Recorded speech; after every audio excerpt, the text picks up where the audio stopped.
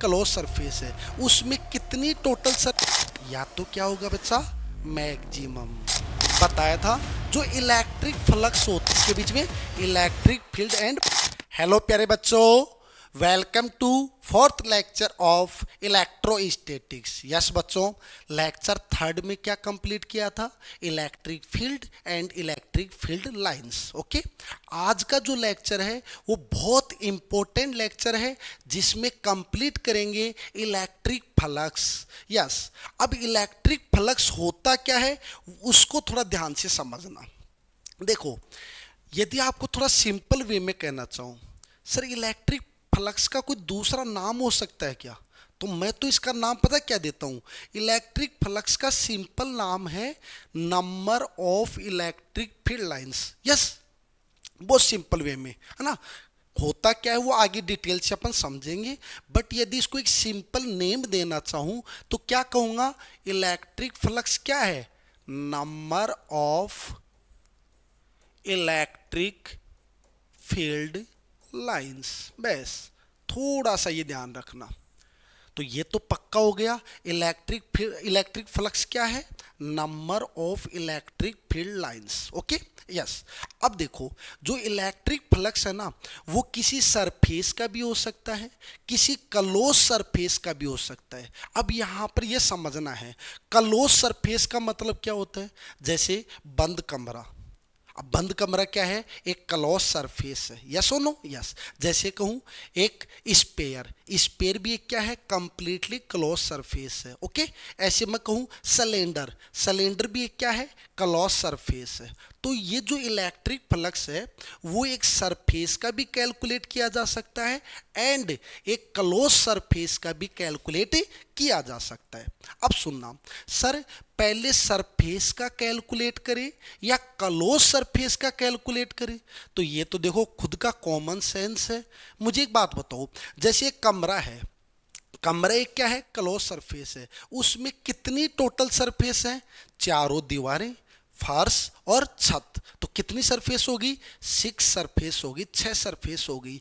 इसका मतलब क्या हुआ, आपका जो कमरा है वो कितनी सरफेस से मिलकर बना हुआ है, 6 सरफेस से मिलकर बना हुआ है। अब यदि मैं 6 की 6 सरफेस का फ्लक्स कैलकुलेट कर लूं, इंडिविजुअल कैलकुलेट कर लूं और उनको उनका जो टोटल फ्लक्स है उसको ऐड कर दूं, तो क्लोज सरफेस का इलेक्ट्रिक फ्लक्स आएगा नहीं आएगा, आएगा। ओके, इसका मीन्स क्या हुआ, सरफेस आपको किसका कैलकुलेट करना है, किसी सरफेस का कैलकुलेट करना है। Okay, yes. अब देखो, जब आप इलेक्ट्रिक फ्लक्स वाला टॉपिक स्टार्ट करते हो उससे पहले एक पॉइंट आपको समझना बहुत जरूरी है। वो कौन सा पॉइंट है, एरिया वेक्टर। चलिए देखो, मैं बताता हूं क्या होता है एरिया वेक्टर, समझना। यहां पर टॉपिक में डाल रहा हूं एरिया वेक्टर। यस, बहुत सिंपल टॉपिक है, समझना।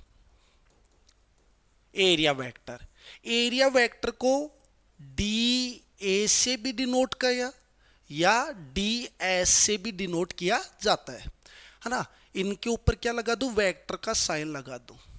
अब देखो, फर्स्ट क्वेश्चन तो आपके दिमाग में ये आ रहा होगा, सर डी ए क्या है, डी ए है ना, एरिया को तो सर ए से डिनोट किया जाता है, आप डी ए से क्यों डिनोट कर रहे हो, डी ए से मैं इसलिए डिनोट कर रहा हूं, मैं एरिया टोटल सरफेस का नहीं ले रहा हूं, उस सरफेस में से एक एलिमेंट्री पार्ट का एरिया चूज कर रहा हूं। एक छोटा सा एलिमेंट्री पार्ट है और उस छोटे से एलिमेंट्री पार्ट के एरिया को किससे डिनोट कर रहा हूं, डी ए से। अब आपके क्वेश्चन ये भी आएगा, सर डी ए से डिनोट करें या डी एस से डिनोट करें, तो देखो कई बुक्स के अंदर आपको डी एस दिखेगा, कई बुक्स के अंदर आपको डी ए, है ना। लेकिन यहां पर हम क्या यूज करेंगे, हम यूज करेंगे इसमें D A vector. Okay, D A vector. अब ध्यान से समझना, सर कैसे बताएं एरिया वेक्टर, सपोज कीजिए ये मेरे पास कोई भी एक सरफेस है, होल सरफेस, कंप्लीट सरफेस है। ओके, कंप्लीट सरफेस है, ठीक है सर, समझ गए। अब इस सरफेस में एक एलिमेंट्री पार्ट अज्यूम करना है। चलो मैंने ये एलिमेंट्री पार्ट अज्यूम कर लिया। कर लिया? यस। एलिमेंट्री पार्ट का मीन्स क्या होता है? यदि ऐसे छोटे छोटे एलिमेंट्री पार्ट्स को ऐड करें तो ये टोटल एरिया आ जाएगा। क्या आ जाएगा? टोटल एरिया, है ना, ये ध्यान रखना। चलो अब सपोज कीजिए इसका एरिया कितना है? इसका एरिया आपका DA है। ओके, अब ध्यान दीजिए सर, कोई भी एरिया वेक्टर होता है ना, 11th क्लास में वेक्टर में आप क्लियर करके आते हो क्या? Vector quantity equal to magnitude into its direction, हो ना। डायरेक्शन को कौन रिप्रेजेंट करता है? Unit vector. ओके, तो मैं यहां पर क्या राइट कर सकता हूं DA वेक्टर को? DA into unit vector. Yes और नो? यस। तो DA vector equal to DA into N cap. अब समझिएगा ध्यान से सर, ये DA क्या है? ये है magnitude of, yes, magnitude of area of elementary surface, elementary surface. Okay, elementary surface, ये ध्यान में रखना। जो आपने एलिमेंट्री सरफेस चूज किया है उसका जो एरिया है वो कितना है? DA है ना। एंड एन कैप क्या है? N cap is unit vector. क्या है? Unit vector. ये क्या रिप्रेजेंट करता है? Which represents direction of area vector. किसको रिप्रेजेंट करता है? एरिया वेक्टर की डायरेक्शन को। अब क्वेश्चन ये भी बनता है, एरिया वेक्टर की डायरेक्शन होती किधर है? तो हमेशा याद रखना, एरिया वेक्टर का जो डायरेक्शन है ना, वो हमेशा नॉर्मली या परपेंडिकुलर बोल दो, नॉर्मली आउटवर्ड ऑफ सरफेस। जो सरफेस होती है उसके नॉर्मली आउटवर्ड होती है। अब समझना सर, नॉर्मली आउटवर्ड का मीन्स क्या है? सपोज कीजिए मैं इस कमरे की बात कर रहा हूं। अब इस कमरे के अंदर एक सरफेस आपका ये है, एक ये है, दो इधर है, एक ऊपर है, एक नीचे है। सपोज कीजिए इस सरफेस की बात करें। किसकी बात करें? इस सरफेस की। अब मैं स्टडी किस में कर रहा हूं? इस कमरे में स्टडी कर रहा हूं। तो इस कमरे के लिए आउटसाइड कौन हुआ? इधर हुआ या नहीं हुआ? हुआ। अब समझिए, अब जैसे मान लीजिए इस कमरे की एक दीवार ये है। ओके, ये एक दीवार है। अब इस दीवार का नॉर्मली आउटवर्ड कौन होगा? Perpendicular outward. ये क्या होगा? Perpendicular inward. या सुनो, चलिए यदि मैं उस बाहर वाले कमरे की बात करूं, बाहर वाले कमरे की बात करूंगा, तब इस दीवार का नॉर्मली आउटवर्ड कौन होगा? ये होगा। समझ पा रहे हो मेरी बात को? यस और नो? यस। तो ये ध्यान में समझना कि हमेशा क्या होता है? नॉर्मली आउटवर्ड या परपेंडिकुलर आउटवर्ड होता है। किसके? सरफेस के। ओके, ये भी ध्यान से समझना।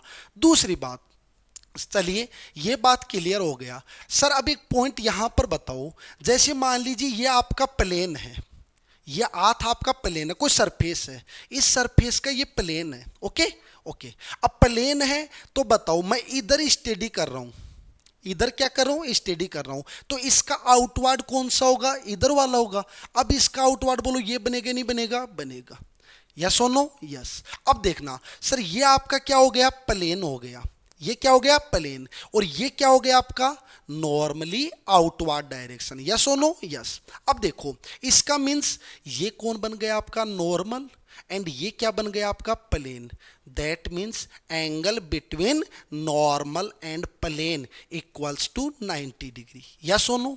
अब ये बात बहुत अच्छी बात है, इसको माइंड में फिट कर लेना। क्या? नॉर्मल एंड प्लेन के बीच का एंगल कितना होता है? 90 डिग्री होता है। तो मैं यहां पर रिप्रेजेंट कर रहा हूं इस बात को, ध्यान दो। Angle between plane and normal.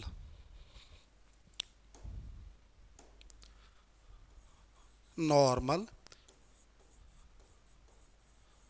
Equals to 90 degree, है ना। इस बात को आप थोड़ा सा ध्यान में रखना, इस पॉइंट को आपको ध्यान में रखना है, ठीक है। तो प्लेन एंड नॉर्मल के बीच का जो एंगल होता है वो कितना होता है, 90 डिग्री। यस, तो ये आपका क्या हो गया, प्लेन, और ये आपका क्या हो गया, नॉर्मल। तो इनके बीच का जो एंगल होगा वो कितना होगा, 90 डिग्री। Okay, yes. अब ध्यान दीजिए, चलिए सर अब मैं यहां पर बताऊं, यहां पर क्लियर करूं। चलिए सर, इसका नॉर्मल आउटवर्ड इधर है, ठीक है, और इसको किससे दिखा दूं, डी ए वेक्टर, और इसकी डायरेक्शन को कौन रिप्रेजेंट कर रहा है बेटा, एन कैप रिप्रेजेंट कर रहा है। कौन रिप्रेजेंट कर रहा है, एन कैप। तो इसका डायरेक्शन किधर हो गया, इस साइड में हो गया। तो एरिया वेक्टर क्या है, ये मोस्ट इंपॉर्टेंट पॉइंट है। एरिया वेक्टर इज क्या, एरिया इनटू क्या, डायरेक्शन, मींस यूनिट वेक्टर। और यूनिट वेक्टर का डायरेक्शन किधर होता है, नॉर्मली आउटवर्ड, मींस प्लेन के परपेंडिकुलर आउटवर्ड। ओके, यहां तक कोई दिक्कत नहीं है। ओके, अब ध्यान देता, अब आपके टॉपिक में आइए, इलेक्ट्रिक फ्लक्स। अब भी सर आपने क्या कहा, electric flux is number of electric field lines. Okay, बस इतना ही ध्यान में रखो एक बार, अब समझना इसका डेफिनेशन क्या कहता है। Electric flux is defined as the measure as electric field lines passing through perpendicular surface area of given surface. ध्यान से समझना। अब देखो, सपोज कीजिए, देखो इलेक्ट्रिक फील्ड लाइंस कहां होती हैं, जहां इलेक्ट्रिक फील्ड होता है। ओके, ये बात मैं पिछले लेक्चर में बता चुका हूं, दोबारा बता रहा हूं। इलेक्ट्रिक फील्ड लाइंस कहां से होंगी, जहां इलेक्ट्रिक फील्ड का प्रेजेंट होगा, फर्स्ट पॉइंट। सेकंड पॉइंट सुनना, सपोज कीजिए इलेक्ट्रिक फील्ड लाइंस इधर जा रही हैं, मींस इलेक्ट्रिक फील्ड का डायरेक्शन किधर है, इधर है। ओके, इधर इलेक्ट्रिक फील्ड का डायरेक्शन है। अब कंसेप्ट को समझना, मेरे पास ये कोई सरफेस है। ओके, अब बताओ इस सरफेस से ये सभी इलेक्ट्रिक फील्ड लाइंस पास होंगी या नहीं होंगी, होंगी सर, क्यों नहीं होंगी, सभी इलेक्ट्रिक फील्ड लाइंस क्या होंगी, पास होंगी। ओके, पास हो रही हैं। अब मुझे एक बात बताओ, जैसे जैसे सरफेस को इंक्लाइंड करता जाऊंगा वैसे वैसे इसमें से पास होने वाली number of electric field lines क्या होती जाएंगी, डिक्रीज होती जाएंगी। यस और नो, यस। और अब इस कंडीशन में क्या हो जाएंगी, अब इस कंडीशन में से एक भी इलेक्ट्रिक फील्ड लाइंस इस सरफेस में से पास नहीं होंगी। अब समझना सर, जब ये सरफेस ऐसे रखा था तब 100% इलेक्ट्रिक फील्ड लाइन इससे पास हो रही थी, और इस सरफेस से जितनी number of electric field lines pass हो रही थी वो ही इस सरफेस का क्या होता है, इलेक्ट्रिक फ्लक्स होता है। यस और नो, यस। इसका मीन्स क्या हुआ, जब आपकी सरफेस ऐसे रखी है तब इसका इलेक्ट्रिक फ्लक्स क्या है, मैक्सिमम है। यस, अब जैसे जैसे सरफेस को रोटेट कीजिए, रोटेट करोगे तो इससे पास होने वाली इलेक्ट्रिक फील्ड लाइंस का नंबर क्या होता जाएगा, डिक्रीज, और डिक्रीज होगा तो इलेक्ट्रिक फ्लक्स भी क्या होता जाएगा, डिक्रीज, और डिक्रीज होता होता होता यहां पर कितना हो गया, 0। यस और नो, यस। अब देखो सर, ये डेफिनेशन क्या कहना चाह रहा है, ये कहना चाह रहा है कि सपोज कीजिए आपका इलेक्ट्रिक फील्ड इधर है। ओके, अब इलेक्ट्रिक फील्ड यदि इधर है और ये आपका सरफेस इस टाइप से इंक्लाइंड रखा हुआ है, कैसा रखा हुआ है, इंक्लाइंड रखा है, तब ये कह रहा है इस सरफेस से रिलेटेड इलेक्ट्रिक फ्लक्स किसके इक्वल होगा, इस सरफेस को दो कंपोनेंट्स में डिवाइड कर दीजिए। कैसे, इस सरफेस को मैं दो कंपोनेंट्स में ऐसे डिवाइड कर सकता हूं, एक कंपोनेंट ये हो गया परपेंडिकुलर और एक कंपोनेंट आपका ये हॉरिजॉन्टल। यस और नो? दो कंपोनेंट हो गए, एक हॉरिजॉन्टल और एक परपेंडिकुलर। तो कहा जाता है किसी भी सरफेस से रिलेटेड इलेक्ट्रिक फ्लक्स उसके उस सरफेस के परपेंडिकुलर कंपोनेंट से जितनी number of field lines pass हो रही हैं, that is called electric flux related to surface. Yes और नो? यस और नो? Okay, clear? हाँ, अब ध्यान देना सर, अब एक कंसेप्ट और बता दूं सर, इलेक्ट्रिक फ्लक्स मैक्सिमम कब हुआ? इस कंडीशन में हुआ या नहीं हुआ? हुआ। अब देखो, इस कंडीशन में हुआ तो इस सरफेस का नॉर्मल कौन है सर? ये है। बोलो है या नहीं है? अब बताओ, इलेक्ट्रिक फील्ड आपका किधर था? इस साइड में था। बता दो, इलेक्ट्रिक फील्ड एंड नॉर्मल दोनों सेम डायरेक्शन में है या नहीं है? है या नहीं है? है। इसका मतलब इस सरफेस का फ्लक्स क्या होगा? मैक्सिमम होगा। इससे अच्छा कंसेप्ट कहीं नहीं समझ में आएगा। ओके, बहुत क्लियर वे में बता दिया। तो इस सरफेस का फ्लक्स मैक्सिमम कब होगा? जब इसका इलेक्ट्रिक फील्ड और इसका नॉर्मल दोनों आपस में क्या हो? पैरेलल हो। यस और नो? तो मैक्सिमम के लिए क्या हो गया? Electric field along to normal. Yes और नो?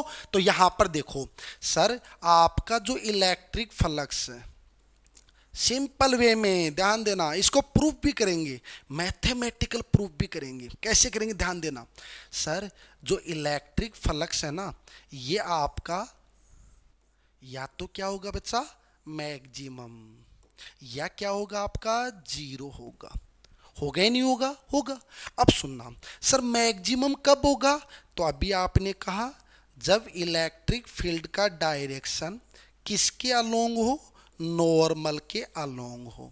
और नॉर्मल की डायरेक्शन कौन डिनोट करता है? N cap. ओके, अब ध्यान दो सर, जीरो कब होगा?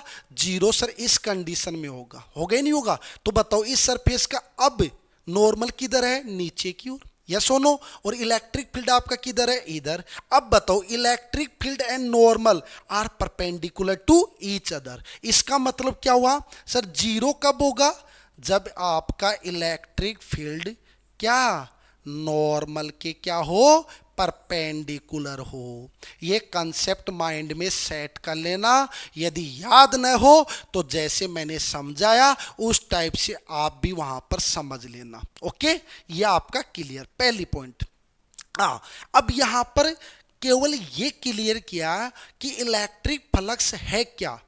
तो मैंने स्टार्ट में कहा था, इलेक्ट्रिक फ्लक्स का मीन्स होता है number of electric field lines. Yes. अब यदि किसी सरफेस का कैलकुलेट कर रहे हो तो उस सरफेस से जितना number of field lines pass हो रहा है वही उस सरफेस का क्या होता है? इलेक्ट्रिक फ्लक्स होता है। यस और नो? Yes, clear? अब ध्यान दीजिए, अब इसको थोड़ा सा डिफाइन करते हैं। तो देखो, यहां पर आपको ये क्या शो कर रखा है? इलेक्ट्रिक फील्ड शो कर रखा है। ये सब क्या है? इलेक्ट्रिक फील्ड लाइंस है। ये क्या है? Electric field lines. तो इलेक्ट्रिक फील्ड का डायरेक्शन किधर आपका? इधर है। इसके अंदर एक क्या रख दिया मैंने? सरफेस रख दिया। क्या रख दिया बच्चा? सरफेस रख दिया। ओके, अब इस सरफेस से रिलेटेड क्या कैलकुलेट करना है? इलेक्ट्रिक फ्लक्स कैलकुलेट करना है। करें? ओके, ध्यान देना, कैसे कैलकुलेट करेंगे समझना। कैसे कैलकुलेट करेंगे? कैसे कैलकुलेट करेंगे? करेंगे भैया, करेंगे, क्यों नहीं करेंगे? कैलकुलेट करेंगे। देखो, ये मैंने क्या ले लिया? एक सरफेस ले लिया। ओके, अब देखो, अब इस सरफेस में क्या करना आपको? इलेक्ट्रिक फील्ड शो करना है। करते हैं सर, करते हैं। देखो कैसे? इस टाइप से ये लीजिए,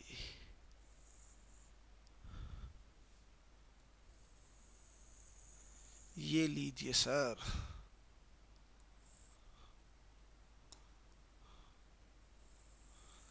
ये लीजिए सर।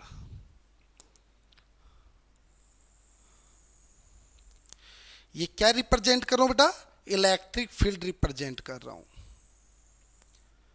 क्या रिप्रेजेंट कर रहा हूं बताओ फटाफट? Electric field. बताओ बेटा, इलेक्ट्रिक फील्ड को कौन रिप्रेजेंट करता है? इलेक्ट्रिक फील्ड लाइंस रिप्रेजेंट करती हैं। ठीक है सर, बोलो इधर है या नहीं है? है। ओके, तो ये कौन आपका इलेक्ट्रिक फील्ड है, ठीक है सर, हो गया, हो गया। ओके, अब ये आपका क्या है, सरफेस है। इस सरफेस का टोटल एरिया कितना है, ए है। टोटल एरिया कितना है, ए है। अब इस सरफेस के अंदर एक एलिमेंट्री पार्ट अज्यूम करना है। कौन सा पार्ट अज्यूम करना है बेटा, एलिमेंट्री पार्ट अज्यूम करना है। सर वो कैसे अज्यूम करेंगे, चलो करेंगे, देखना भी कैसे अज्यूम करेंगे। देखो यहां पर लेता हूं मैं, ये लीजिए, ये अज्यूम कर लिया, देखो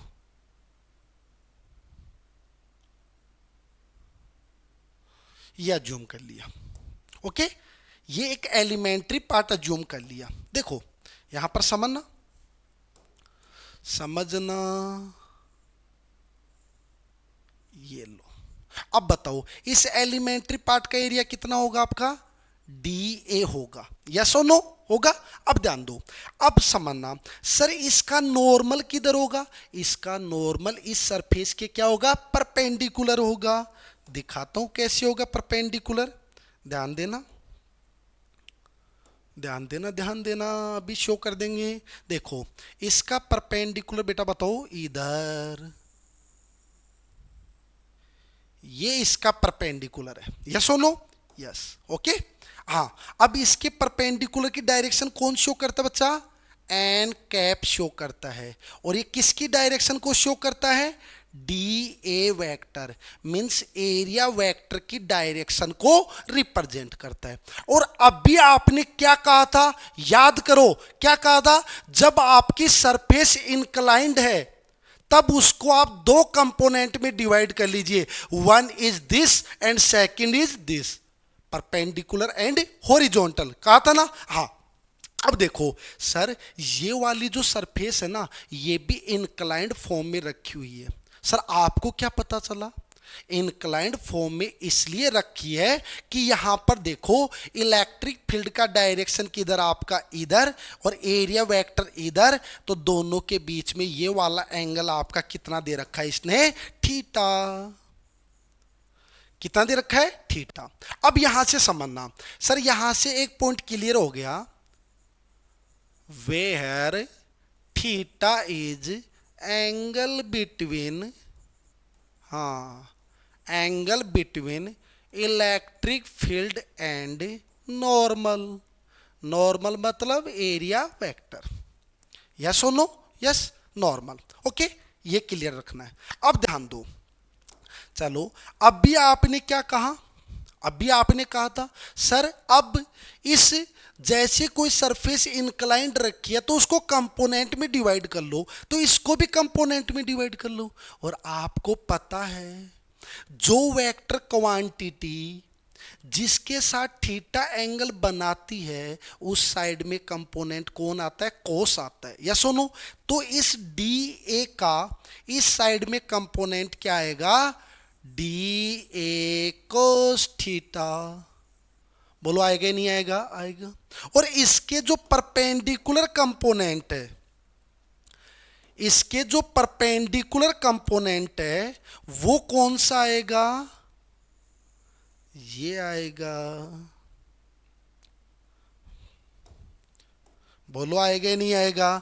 और इधर डी ए कोस थीटा आएगा, तो इधर कौन सा कंपोनेंट आएगा बेटा जी, D A sine theta.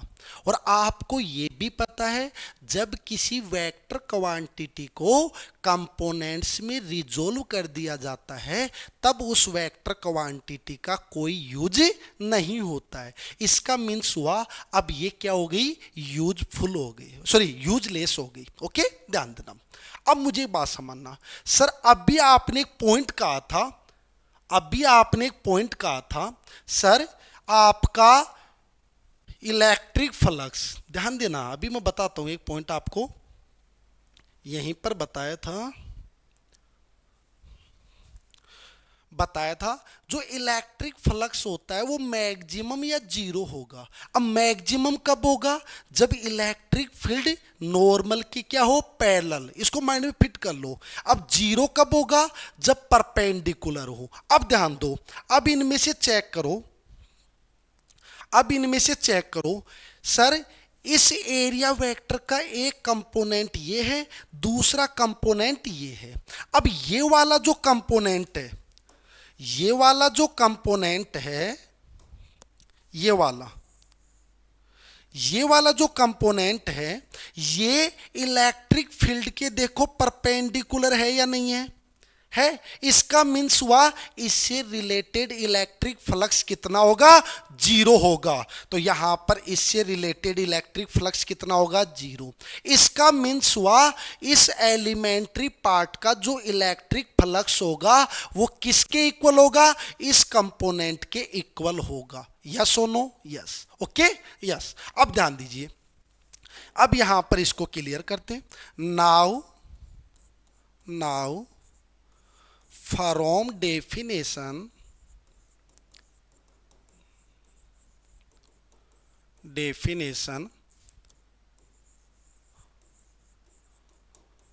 electric flux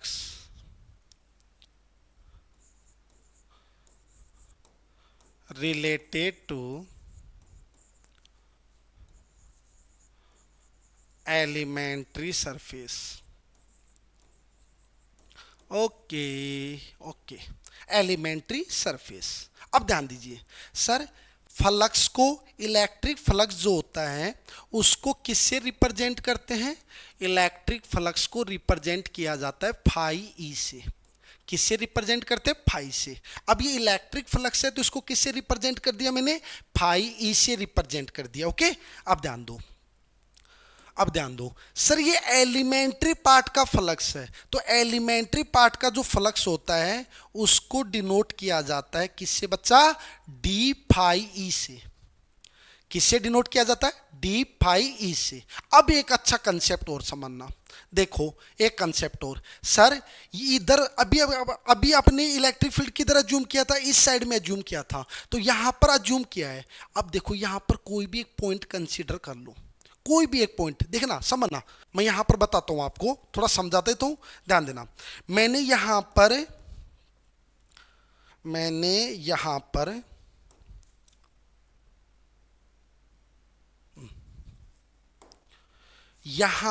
एक पॉइंट कंसीडर कर लिया, कोई भी एक पॉइंट कंसीडर कर लिया।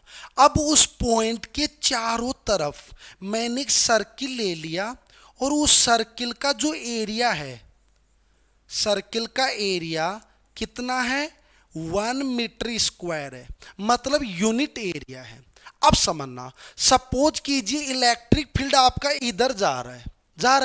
अब कहा सर किसी भी पॉइंट पर, ध्यान से समझना, किसी भी पॉइंट पर यूनिट एरिया से जितनी number of electric field lines pass होंगी वो उस पॉइंट का इलेक्ट्रिक फील्ड इंटेंसिटी होता है। क्या होता है? Electric field intensity. तो इस पॉइंट को मैं यहां पर राइट कर देता हूं, क्या सर? इलेक्ट्रिक फील्ड, ध्यान देना बेटा अच्छी तरह, इलेक्ट्रिक फील्ड इंटेंसिटी क्या होता है? तो क्या कहोगे बोलो? Number of electric field lines passing throw perpendicular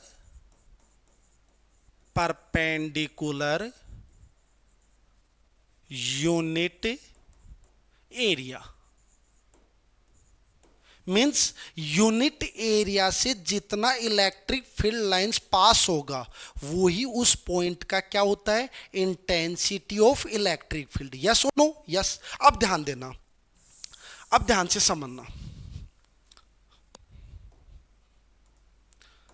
समझना, अब देखो आपको किस एरिया का फ्लक्स कैलकुलेट करना है? इस वाले एरिया का फ्लक्स कैलकुलेट करना है ना? इस वाले एरिया का फ्लक्स कैलकुलेट करना। ओके, अब बताओ सर, इस वाले एरिया का कैलकुलेट करना है तो पहले यूनिट एरिया का फ्लक्स रखना होगा। हाँ जी, और यूनिट एरिया का फ्लक्स कौन होता है बच्चा? ई, इंटेंसिटी ऑफ इलेक्ट्रिक फील्ड। इसको माइंड में सेट कर लो। मैं यहां पर इसको कर भी देता हूं सेट, देखना। ये लो, इस वाले कंसेप्ट को ध्यान रखना, इस वाले कंसेप्ट को ध्यान रखना। ओके, यहां पर इस ई को यहां से मैं उठा देता हूं और यहां रख देता हूं। इलेक्ट्रिक फील्ड का डायरेक्शन इधर है ना, ये लाइन आपको ध्यान में रखनी है। तो यूनिट एरिया का जो फ्लक्स होता है ना, वही कौन होता है? Intensity of electric field. तो यूनिट एरिया का रख दिया। अब जितने एरिया का कैलकुलेट करना है उससे क्या कर दो? मल्टीप्लाई। अब कितने एरिया का कैलकुलेट करना है? डी ए कोस थीटा, कर दो मल्टीप्लाई। ये लो, ये कर दिया। Okay, clear? यस। अब ध्यान देना सर, और D phi E equal to, अब देखो बेटा जी, कोस थीटा कब यूज होता है? देखो, प्रोडक्ट दो टाइप का होता है, one is scalar and second is vector product. अब देखो, स्केलर प्रोडक्ट में A vector dot B vector equal to A B cos theta. तो कोस थीटा किस में आता है? डॉट प्रोडक्ट में आता है। अब यहां पर देखो कोस थीटा आ रहा है, इसका मतलब आपका electric flux, electric field and area vector के डॉट प्रोडक्ट के इक्वल होता है। ओके, यह आपको ध्यान में रखना है। हाँ, अच्छा कंसेप्ट क्लियर हुआ। एक तो ये और एक ये। ओके, यह आपको ध्यान में रखना है। तो ये किसका फ्लक्स आया? एलिमेंट्री सरफेस का फ्लक्स आ गया। अब यहां पर देखो, कुछ पॉइंट्स को ध्यान रखना। कौन से पॉइंट्स को? जैसे मैं यहां पर कहूं, देखो, जब भी कोई दो वेक्टर क्वांटिटीज का स्केलर प्रोडक्ट होता है तो जो क्वांटिटी ऑब्टेन होती है वो कैसी होती है? स्केलर क्वांटिटी होती है। कैसी होती है? Scalar quantity. इसका मतलब इलेक्ट्रिक फ्लक्स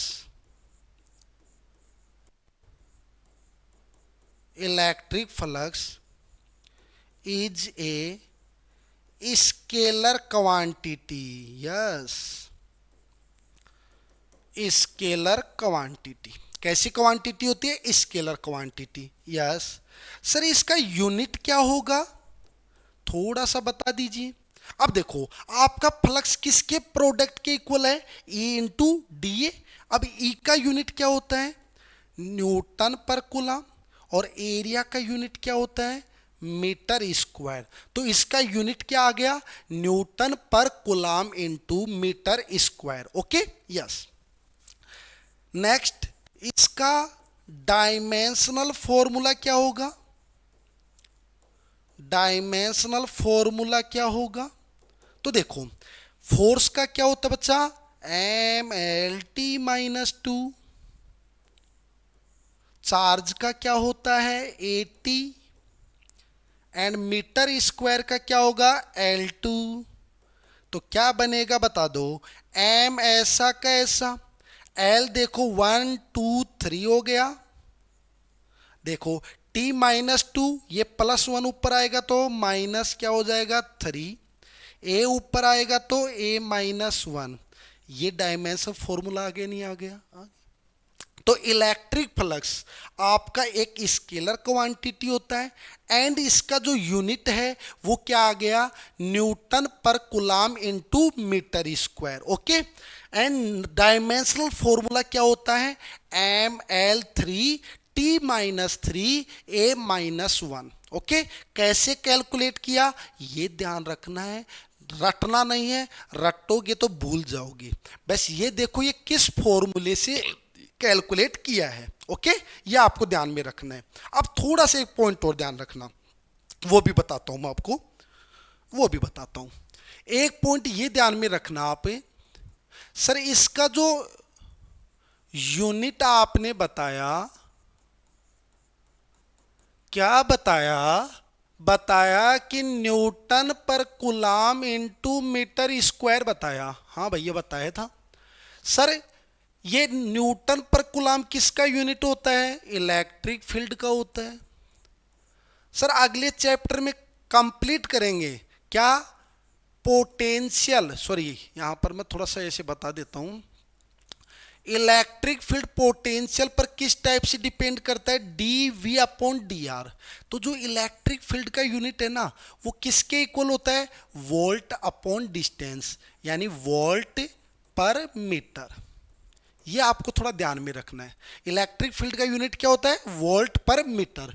जब यहां पर वोल्ट पर मीटर रखेंगे, वोल्ट पर मीटर, मीटर से 1 मीटर क्या हो जाएगा? कैंसिल। तो इसका यूनिट क्या आ जाएगा? वोल्ट इंटू मीटर, है ना? ये ध्यान रखना। मिटा दो। अब देखो, अब समझना।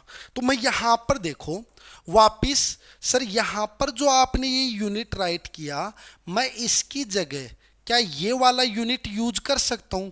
कौन सा? Volt into metre. Okay, electric flux का सेकंड यूनिट क्या बन गया? Volt into metre. क्लियर है? ओके। अब ध्यान दो सर, अब एक पॉइंट बताना आप। जैसे यहां पर मैं आपको बता भी दूं, हाँ, अब ये पॉइंट बताओ सर, आपका जो इलेक्ट्रिक फ्लक्स आया ना, वो क्या आया? D phi E equal to क्या आया बताओ? ई डी ए कोस थीटा, है ना? यही आया था क्या? ओके। इसका मतलब हुआ ये मेन जो लपड़ा है, ये मेन जो प्रॉब्लम है, वो किस पर डिपेंड है? कोस थीटा पर डिपेंड है। किस पर डिपेंड है? कोस थीटा पर, मींस थीटा पर डिपेंड है। अब थीटा किसके बीच का एंगल होता है? Electric field and area vector. बता चुका हूं मैं, electric field and area vector के। चलो तो अब ध्यान देना सर, ये जो थीटा का जो वैल्यू है ना, ये जो थीटा का जो वैल्यू है, ये आप ऐसे बता सकते हो क्या? क्या पता थीटा का वैल्यू 0 डिग्री हो जाए। क्या हो जाए? 0 डिग्री। 0 डिग्री का मीन्स जिधर इलेक्ट्रिक फील्ड है उधर ही कौन आपका एरिया वेक्टर है? उधर ही कौन है? Area vector. इसका मतलब हुआ sir, E vector parallel to N vector या एरिया वेक्टर। Okay, yes. अब ध्यान देना, एन कैप। तब आपका यहां से फ्लक्स क्या आएगा? D phi E equal to, जब थीटा की जगह 0 पुट करोगे तो कोस 0 का वैल्यू कितना होता है? 1। 1 से इसको मल्टीप्लाई करोगे तो क्या बनेगा? E into D A. बोलो बनेगा नहीं बनेगा? बनेगा। यस। अब देखो, अब ध्यान देना, जब मैं थीटा का वैल्यू 90 डिग्री ले लें, 90 डिग्री का मतलब क्या हुआ? आपका इलेक्ट्रिक फील्ड एरिया वेक्टर के क्या है? परपेंडिकुलर है। मान गए परपेंडिकुलर है, तब 90 होगा। और जब 90 होगा और 90 यहां पुट करोगे, कोस 90 का वैल्यू 0, तो फ्लक्स भी क्या हो जाएगा? 0। बोलो 0 आ गया नहीं आ गया? आ गया। यहां पर ये आ गया आपका। Okay. Third, if theta equal to 180 degree. 180 degree कब होगा? जब आपका इलेक्ट्रिक फील्ड इधर हो, एरिया वेक्टर इधर हो। That means both are anti parallel to each other. दोनों एक दूसरे के क्या है? एंटी पैरेलल है। तो यहां पर कह दूंगा E vector is anti parallel to area vector या एन कैप। Okay, yes. अब थीटा का वैल्यू 180 पुट करोगे, ध्यान से समझना बच्चा, थीटा का वैल्यू 180 पुट करोगे तो कोस 180 का वैल्यू -1 होता है। तो ये क्या बन जाएगा आपका flux? D phi E equal to minus E D A बन जाएगा। बनेगा, श्योर बनेगा। अब देखो यहां से क्या कंसेप्ट आया है? क्या इलेक्ट्रिक फ्लक्स का जो वैल्यू है वो आपका पॉजिटिव भी पॉसिबल है, 0 भी पॉसिबल है, एंड नेगेटिव भी पॉसिबल है। यस और नो? पॉजिटिव भी पॉसिबल है, जीरो भी पॉसिबल है, एंड नेगेटिव भी क्या है? पॉसिबल है। यस और नो? यस। तो याद रखना, इलेक्ट्रिक फ्लक्स में be possible, zero, positive and negative. Okay, ये कंसेप्ट ध्यान से आपको तैयार करना है। ओके, अब ध्यान से समझना। चलिए सर, ये पॉइंट आपका क्लियर हो गया। अब ध्यान दो।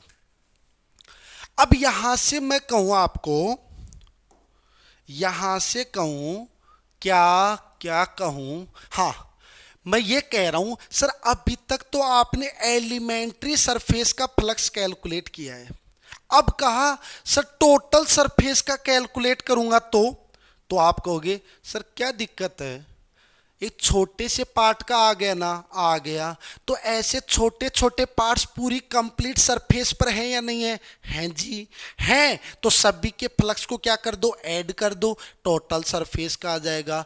सर ऐड करने का काम कौन करता है बेटा जी? इंटीग्रेशन। कौन करता है? इंटीग्रेशन। हाँ, तो ध्यान देना, इलेक्ट्रिक फ्लक्स, इलेक्ट्रिक फ्लक्स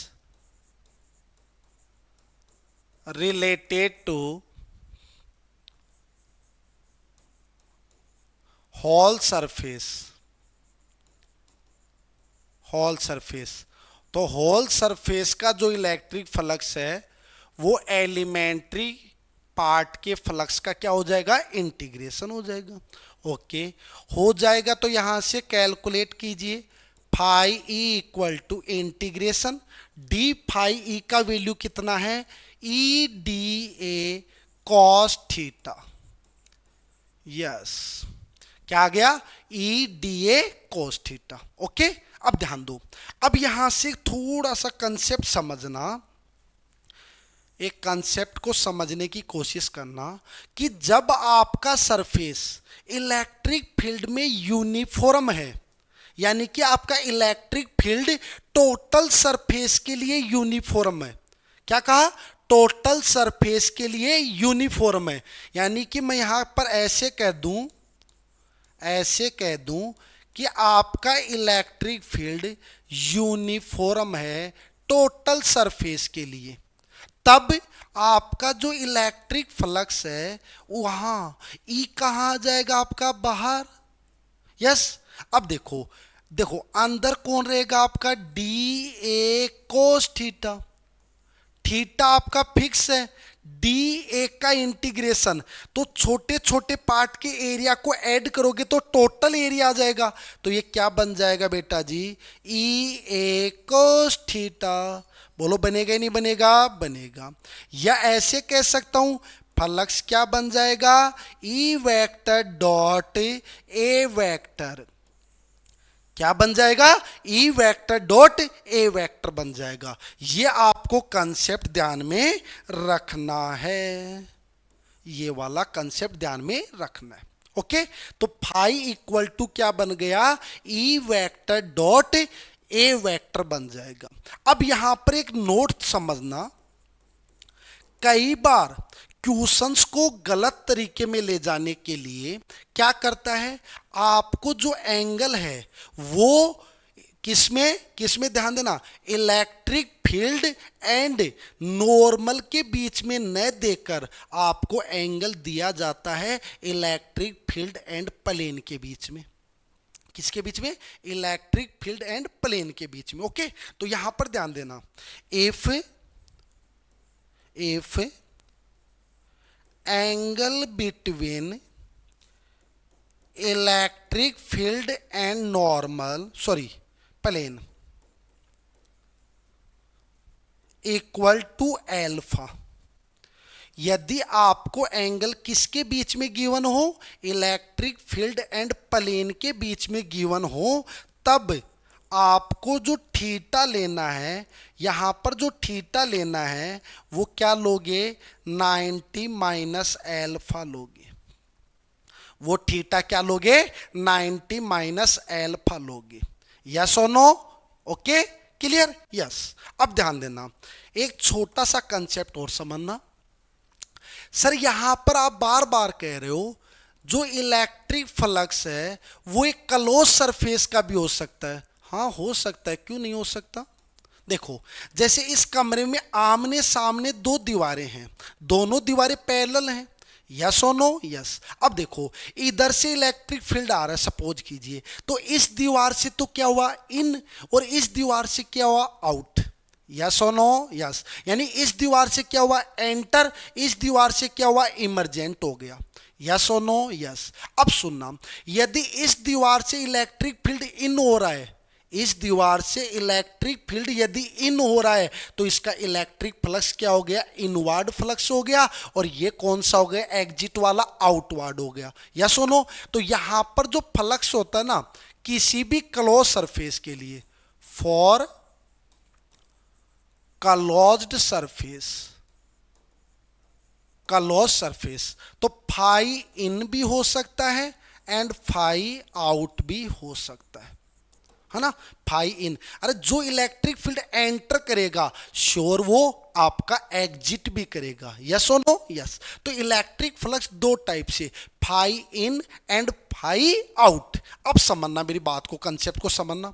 क्या सर, फाई इन जो होता है ना, फाई इन, अब देखो फाई इनका समझना, इलेक्ट्रिक फील्ड इस दीवार से क्या आ रहा है, सपोज कीजिए ये दीवार आपके पास, इलेक्ट्रिक फील्ड इससे एंटर कर रहा है, इसका मतलब इलेक्ट्रिक फील्ड इधर है। अब मैं इस कमरे का स्टडी कर रहा हूं, तो इसका एरिया वेक्टर किधर होगा, इस सरफेस का इधर होगा, दोनों के बीच में एंगल कितना है 180, तो बताओ इलेक्ट्रिक फ्लक्स कैसा होगा, नेगेटिव, यस और नो, यस। तो यहां पर जो फाई इन होता है वो हमेशा कैसा होता है, नेगेटिव, एंड फाई आउट जो होता है वो हमेशा बेटा कैसा होता है, पॉजिटिव। तो इनवर्ड फ्लक्स कैसा लेंगे, नेगेटिव, एंड आउटवर्ड फ्लक्स कैसा लेंगे, बोलो पॉजिटिव, ये ध्यान में रखना, ओके। हाँ, और एक बात और ध्यान में रखना, एक बात और ध्यान में रखना, net electric flux, flux related to closed surface, जो फाई नेट होता है वो किसके इक्वल होता है, phi in plus phi out. ये कंसेप्ट भी आपको ध्यान में रखना है, phi in plus phi out होता है, ये ध्यान में रखना आप, ठीक है। तो किसी भी क्लोज सरफेस के लिए नेट फ्लक्स कितना होता है, phi in plus phi out होता है, ओके, यस और नो, यस। अब जैसे यहां पर एक क्वेश्चन दूं मैं आपको, एक क्वेश्चन एग्जांपल बता दूं कि किसी क्लोज सरफेस के लिए inward flux 200 volt into metre and outward जो फ्लक्स है वो आपका है 600 volt into metre, then calculate phi net कितना होगा, फाई नेट कितना होगा। ऐसा कोई क्वेश्चन आ जाए तो सिंपल है, क्या कहोगे आंसर, सर फाई नेट अभी तो बताया किसके इक्वल होता है, phi in plus phi out. अब क्या कहोगे, सिंपल है सर, फाई इन का वैल्यू कितना है 200, फाई आउट का कितना है 600, दोनों को ऐड कर दो कितना हो गया 800 ना। ऐड सबको करना आता है ऐसे तो, लेकिन ऐड करने से पहले इनको भी याद रख लो, फाई इन कैसा बताया था मैंने, माइनस का बताया था। अब माइनस यहां पर फाई इन कितना है 200 है, तो माइनस 200, और फाई आउट कितना आपका 600, तो अब नेट फ्लक्स बताओ कितना होगा, 400 वोल्ट इनटू मीटर होगा, यस और नो, ये भी आपको ध्यान में रखना है। तो जब आप नेट फ्लक्स कैलकुलेट कर रहे हो तो इनवर्ड फ्लक्स किस में वैल्यू पुट करोगे, नेगेटिव में पुट करोगे, यस और नो, ओके, यस। अब देखो, अब यहां पर एक पॉइंट और समझना, यदि क्लोज सरफेस की बात स्टार्ट कर दी तो इसको कंप्लीट करते हैं। क्या, electric flux, electric flux related to closed surface, closed surface. Okay, ध्यान देना अच्छी तरह। अब सुनना, मैंने अभी कहा था क्लोज सरफेस आपका सिलेंड्रिकल भी हो सकता है, आपका क्यूबिक भी हो सकता है, आपका क्यूबॉइड भी हो सकता है ना, कुछ भी हो सकता है। तो क्लोज सरफेस का मीन्स होता है जो टू और मोर सरफेस से मिलकर बना हो। जैसे स्पेयर भी हो सकता है, लेकिन स्पेयर में तो केवल एक ही सरफेस होती है ना, ये ध्यान में रखना। अब देखो यहां पर कह रहा है क्लोज सरफेस। सपोज कीजिए आपकी इस क्लोज सरफेस में, आपकी इस क्लोज सरफेस में टोटल कितनी सरफेस हैं? 3 सरफेस हैं। कौन कौन सी बेटा? S1, S2 and S3। Yes और नो? यस। अब देखो, अभी आपने कहा था सर किसी भी क्लोज सरफेस का नेट फ्लक्स यदि कैलकुलेट करना है तो उसकी तीनों सरफेस के फ्लक्स को क्या कर दो? ऐड कर दो। ये तो कहा था तीनों सरफेस के फ्लक्स को क्या कर दो? Add.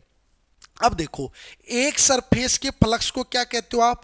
E D A cos theta कहते हो ना। तो ये किसका ले लिया मैंने? S1 का।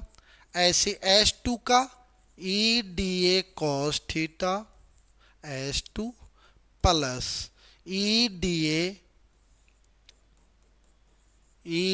ए कॉस थीटा S3। यस और no? Yes. S1 plus S2 plus S3 तीनों सरफेस का क्या कर दो? ऐड कर दो। यस और नो? यस। और इस तीनों को एक साथ रिप्रेजेंट करने का जो तरीका होता है वो होता है होल इंटीग्रेशन। तीनों को एक साथ शामिल कर लिया, whole integration E D A cos theta, है ना। तो कौन सा? सरफेस इंटीग्रेशन कर रहा हूं मैं। तो फाई नेट इक्वल टू ये आ गया आपके पास,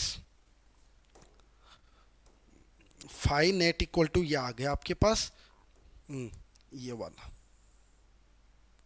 बोलो यस और नो? ये आपको ध्यान में रखना, आगे यूज भी करूंगा।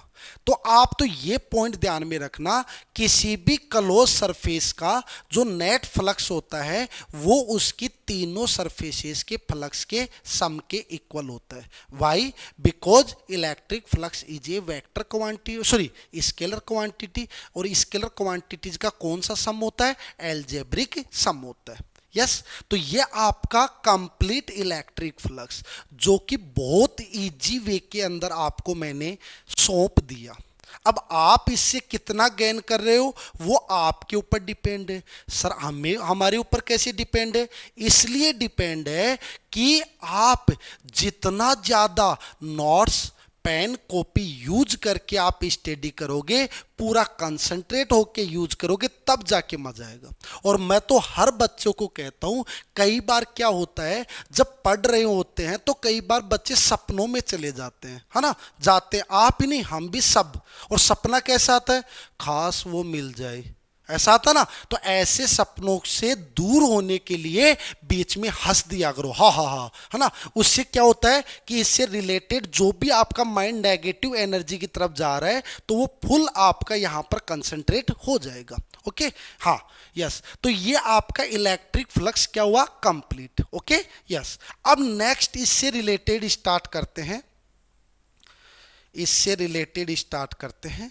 कौन सा टॉपिक है?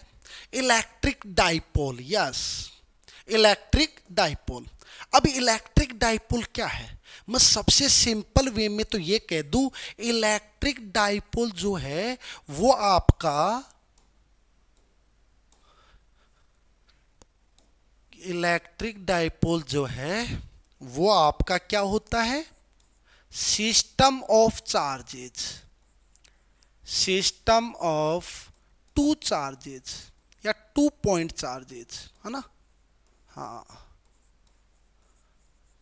2 पॉइंट चार्जेज, ऐसा सिस्टम जिसमें कितने पॉइंट चार्ज हो? 2 पॉइंट चार्ज हो, उसको क्या कहा जाता है? इलेक्ट्रिक डाइपोल कहा जाता है। लेकिन उन दोनों पॉइंट चार्ज का मैग्नीट्यूड क्या होना चाहिए? इक्वल। बट दोनों एक दूसरे के नेचर में कैसे होने चाहिए? अनलाइक। मीन्स ये यदि पॉजिटिव है तो सेकंड आपका नेगेटिव, बट दोनों का मैग्नीट्यूड क्या होना चाहिए, सेम होना चाहिए। ठीक है सर, मान लिया सेम है, तो मान लीजिए मैंने एक चार्ज यहां ले लिया, दूसरा चार्ज यहां ले लिया। इसका मैग्नीट्यूड क्यों है, इसका मैग्नीट्यूड क्यों है, ये पॉजिटिव है, ये आपका नेगेटिव है। तो बताओ ये सिस्टम एक इलेक्ट्रिक डाइपोल है क्या, नहीं है, 100% नहीं है। बिकॉज यहां पर देखो एक ये पॉइंट ध्यान में रखना, सब बच्चे केवल इसी पॉइंट पर नोटिस करते हैं कि इलेक्ट्रिक डाइपोल क्या है।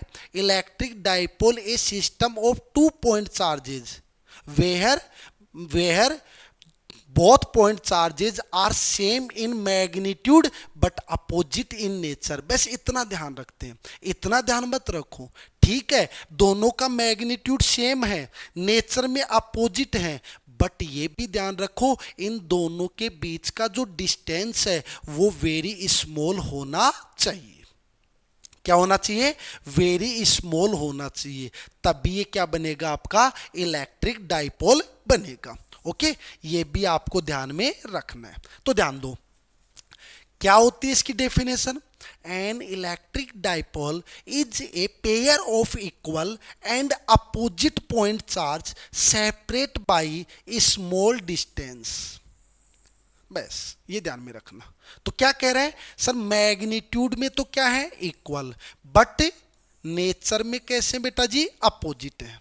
यस और नो, यस। और ये दोनों एक स्मॉल डिस्टेंस से क्या होते हैं, सेपरेट होते हैं। स्मॉल डिस्टेंस से क्या होता है, सेपरेट। तो इसी को क्या कहा जाता है, इलेक्ट्रिक डाइपोल। तो यहां पर देखो मैंने दो चार्ज लिए, एक प्लस क्यू एक माइनस क्यू, दोनों का मैग्नीट्यूड सेम है, बट ये पॉजिटिव ये आपका नेगेटिव, और इनके बीच का ये डिस्टेंस मैंने आपको शो कर रखी है। वैसे बहुत कम डिस्टेंस होती है, बहुत कम डिस्टेंस होती है, और इन दोनों के बीच का जो सेपरेशन डिस्टेंस है वो मैंने कितना ले लिया, 2a ले लिया।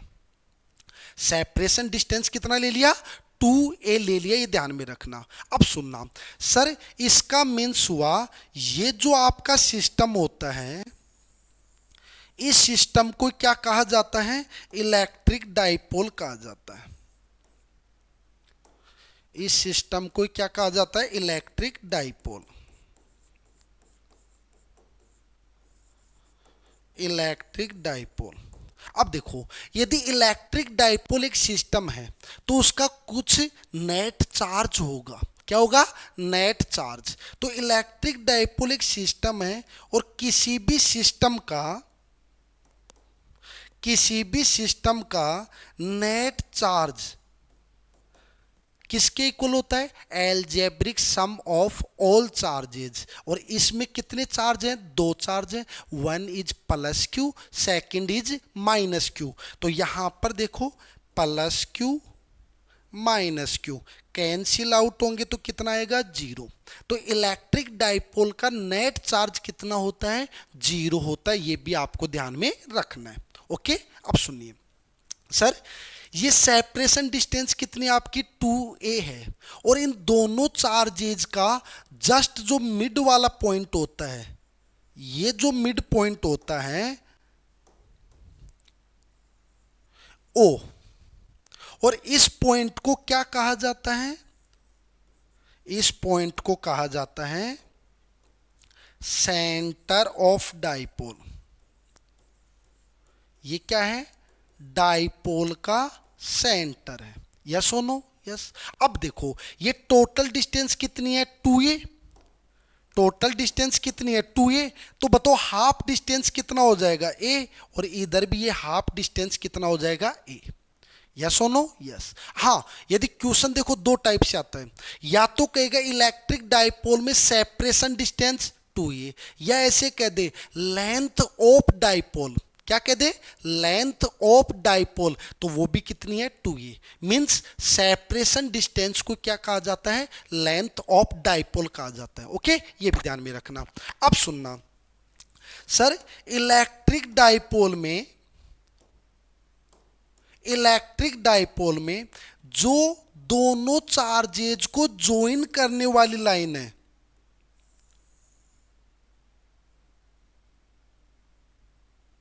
जो दोनों चार्जेज को ज्वाइन करने वाली लाइन है,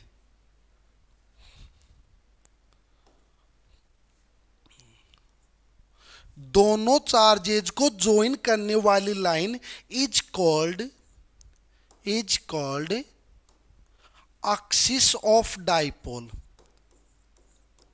एक्सिस ऑफ डाइपोल, ये ध्यान रखना।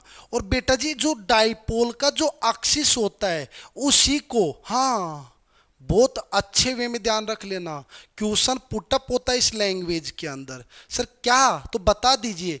देखो वेव जब चैप्टर का कंप्लीट करते हैं 11th क्लास का, उसमें वेव दो टाइप का होता है, one is लॉन्गिट्यूजनल and second is transverse. तो ये जो एक्सिस ऑफ डाइपोल होता है ना, उसको लॉन्गिट्यूजनल कहा जाता है, लॉन्गिट्यूजनल कहा जाता है। ओके, ये आपको ध्यान में रखना है। तो ये आपका क्या होगा, एक्सिस ऑफ डाइपोल होगा। Yes, okay.